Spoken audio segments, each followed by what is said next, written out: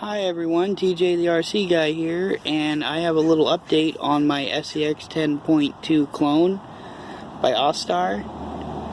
As you can see, it's pretty dang muddy. I was over at my buddy's place and it was pouring and just disgusting, but his course was real fun because you get the mud on your tires and then it's a heck of a time. But within like 5 minutes, this thing broke finally.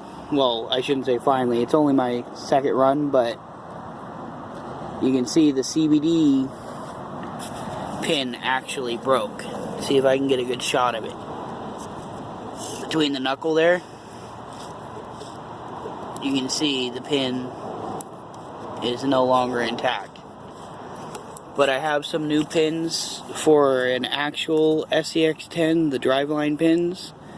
And hopefully those will go in there and work, so it'll be even stronger. But that's something to keep in mind. The pins in these are real weak. I knew it was going to break pins when I got it, and it was used when I got it, so I can't tell you how long they lasted altogether. I just know it's my second real run on this. Other than that, I ran it up Kelly Butte, you guys saw that, and before that I had just kind of putted around my course to try it out. So yeah. If you get one of these, keep in mind you might want to buy pins because you're going to break pins. So yeah, that's it for this update.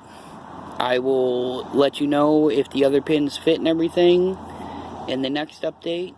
Okay, so it's a day later and I'm back, and I ripped this thing apart and figured out what the issue was. It turns out the pin didn't break, it was a defect. It was actually cut a little bit too short. So it had popped out of the CBD. I went ahead and replaced it with some axial Scx10.2 pins that come out of the wild boar drive shafts, and I don't think it's going to be having a problem again. It's working just fine. I also went and swapped the panhard to the right side and got the knuckles at a better angle, and it's working good. Now I also put a smaller pinion on it. I had a 14 tooth. I put the 14 tooth on my Trail Finder too. Since I have a super low first gear, I can get away with that. But this, even dropping down to a 13 tooth, it's quick. That was just barely tapping the reverse. The differential gears are just geared so high that it's quick like that.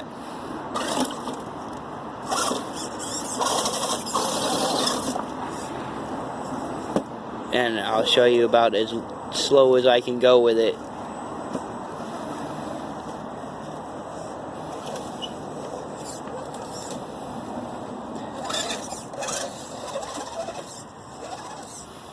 Let's see.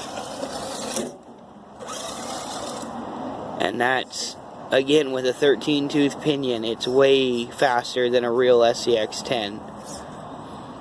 So I'm pretty sure it's in the diffs.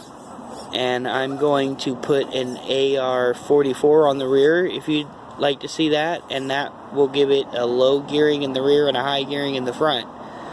So over under, and it should steer really good, but it might just be too much for the gears in the front diff to handle. It'll be dragging the ass end a ton.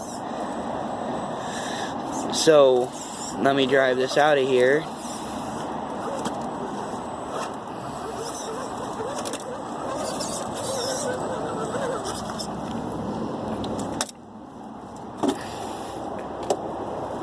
I actually brought this out. I have my old rack from the original Scx10 tube Jeep body I had, and it fits this perfectly. So what do you think? Should I put the rack on there? I'm gonna ask you guys before I commit to drilling any holes or anything. And that light bar is super bright, so I'd be able to have this light, both my headlights. I can wire blinkers if I want, but I can also add some fog lights in the bumpers, and that would look really cool at night. Unfortunately, I don't have a camera good enough to record night videos. But yeah, that's it for this update. As you can see, simple pin swap and it works just fine. It is still a bit high geared.